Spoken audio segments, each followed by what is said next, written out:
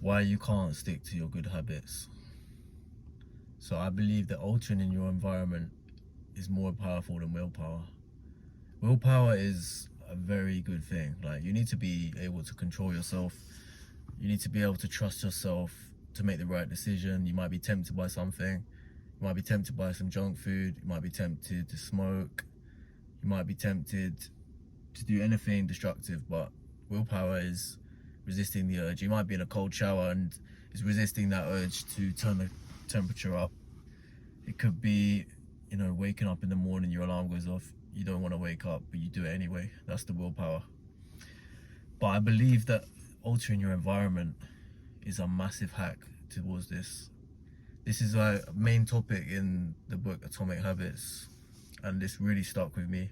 So I used to smoke. I used to be a big smoker, but I realized that it was my environment that was making me smoke. The moment I cut the environment, I cut out people that were smoking around me. The moment I stopped going to shisha lounges, I stopped smoking shisha. But it's not rocket science. If you visit a shisha lounge every week, the chances of you smoking shisha, you might go to a shisha lounge every week for 6 months. You might resist smoking shisha like 20 times, but that one time you don't resist, you smoke shisha. So the person that doesn't go to the shisha lounge, their chances of smoking shisha are very reduced. So simply by cutting your environment, it's almost a cheat code. It's the same way of having healthy food in the fridge. I stock all the fridges, but I stock the fridge at work and at home. I make sure it's filled with healthy food. So the reality is, I'm actually being lazy. I'm stocking the fridge because I don't want to go outside work, or I don't want to go outside and get food or order Uber Eats food, because that becomes more work than eating the healthy food. The healthy food is right there. It's already prepped. I don't need to do anything for it. It just needs a microwave, or it's already prepped. So the easy option is the healthy option. So if you alter your environment in the right way, it will just do the work for you. And it's like, an example is, you could say, oh, if you put a chocolate bar in front of you, willpower is resisting the urge to eat the chocolate bar.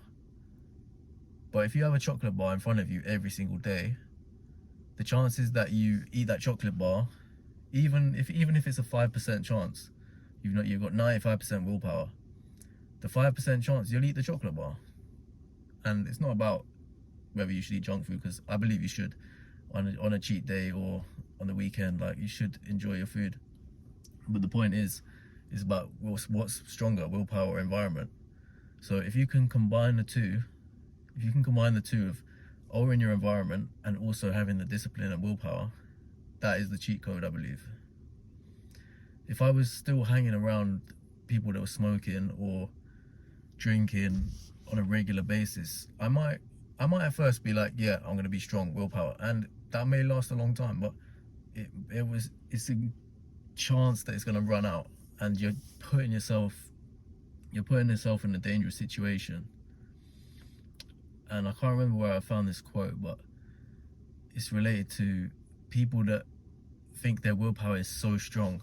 They almost test themselves. They almost go like, oh, my willpower is really strong. I can put myself in a dangerous environment and I'm going to be good because my willpower is strong.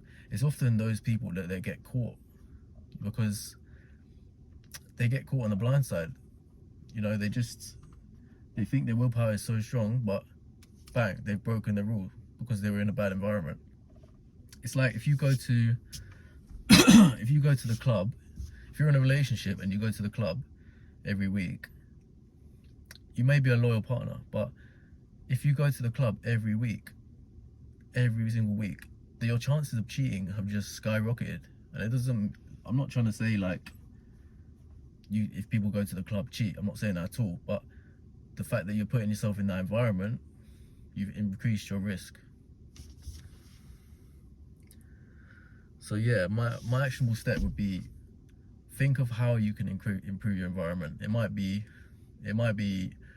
to do with your diet, It might be the people that you're keeping company with. It might be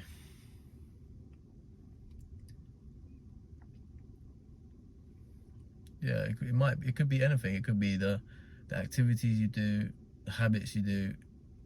It could be the social media pages you follow. It could be the use of Instagram just in general. It could be what you're watching on YouTube. It could be anything. It can also be your note-taking app like Notion or your Outlook calendar. A person with a messy environment is gonna have more chance of not doing what they need to do. It's like a messy room. If you have a messy room, a messy environment, it's not gonna look as aesthetically pleasing, but it's not the point. The point is that will affect your mental health. It will clog up your mental space. So if you spend every day in a crowded and messy space, subconsciously you become more disorganized. Whereas someone that's living in a clean flat or has like a tidy desk, clean area, your environment is better, so your chances of being successful are way improved and increased.